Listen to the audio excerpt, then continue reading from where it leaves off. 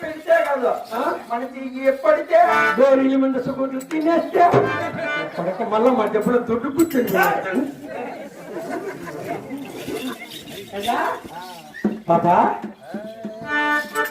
పాపా రామ్మా పాపా ఏ బాబు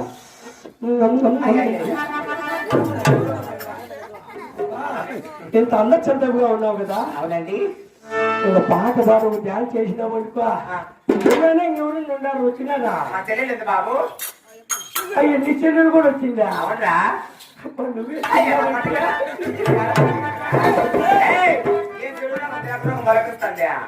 పిలిపించి నీ చెల్లెలు ఆడించు.